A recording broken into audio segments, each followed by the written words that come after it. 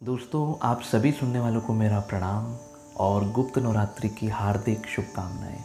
हर साल आषाढ़ मास में गुप्त नवरात्रि पड़ती हैं और इस बार भी ये शुरू होती है 30 जून से, जो कि चलेंगी 8 जुलाई तक।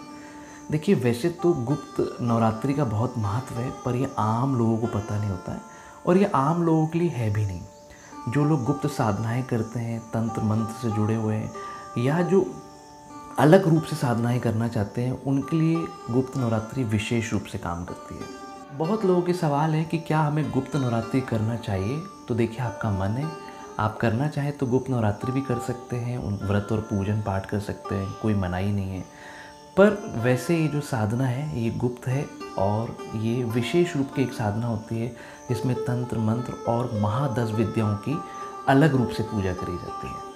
इसीलिए आम जनों के लिए जो चैत्र की नवरात्रि है और जो शरदीय नवरात्रि है वही अच्छे है।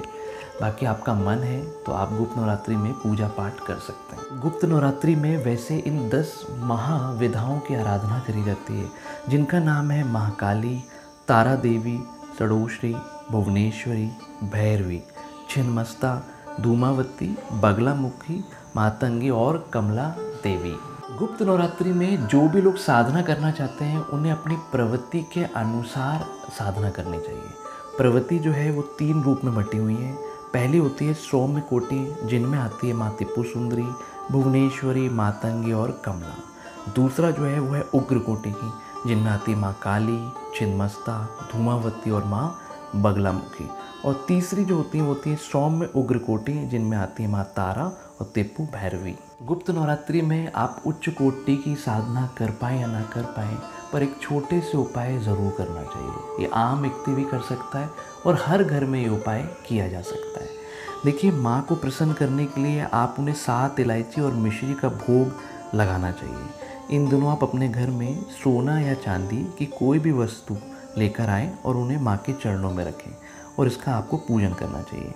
इन वस्तुओं के अलावा अगर आप सोना या चांदी ना ले पाएँ तो कुछ खास चीज़ें भी ले सकते हैं, जिसमें आता है स्वास्तिक, दिया, गरुण घंटी, चांदी का कोई पात्र, चांदी की कटोरियाँ, चांदी के कमल ले सकते हैं, श्रीयंत्र, मुकुट, ओम, श्री, हाथी, कलश, त्रिशूल आदि ऐसी कोई भी चीज़ लीजिए।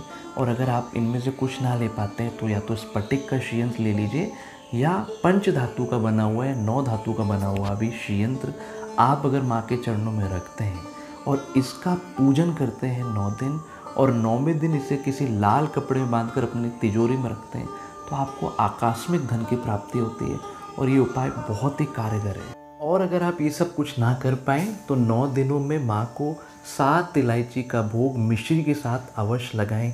इस भोग से माँ अति शीघ्र प्रसन्न होती हैं। यह आप आम दिनों में भी कर सकते हैं, पर अगर नवरात्रि में हम 7 इलायची का भोग मिश्री के साथ लगाते हैं तो इसका एक विशेष महत्व है। इसके अलावा जितना हो सके आप श्री सूक्तम या कनक धारा का पाठ करिए। ये भी अगर हम 9 दिनों में पूर्णतः संपूर्ण दोषों से रहित होकर करते हैं तो इनके भी बहुत अच्छे परिणाम आपको आते हैं। लोगों के ये भी सवाल हैं कि क्या हमें गुप्त नवरात्रि में व्रत करना चाहिए कि नहीं। तो देखिए, चैत्र और जो शरदीय नवरात्रि है वो सात्विक और दक्षिण मार्गी साधना कहलाती है, जबकि जो गुप्त नवरात्रि है वो तंत्र और वाम मार्गी साधना कहलाती है, जो आम लोगों के लिए नहीं होती है।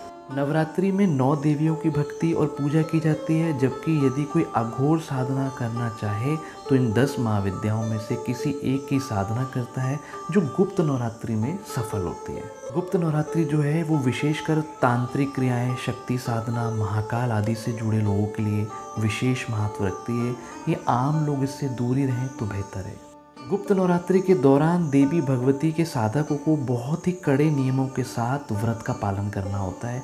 यदि आप इन नियमों का पालन नहीं कर सकते तो आप इस व्रत और साधना से दूरी रहें, वही अच्छा है। प्रत्यक्ष नवरात्रि जो कि सांसारिक इच्छाओं की पूर्ति हेतु मनाई जाती है, जबकि गुप्त नवरात्रि है वह आध्यात्मिक इच्छाओं की पूर्तियों के लिए और मोक्ष प्राप्ति के लिए करी जाती है। चैत्र और शरदीय नवरात्रि गृहस्थ और सामान्य जनों के लिए, परंतु गुप्त नवरात्रि जो है वो संत और साधकों के लिए है। ये नवरात्रि साधना की है, उत्सव की नहीं है।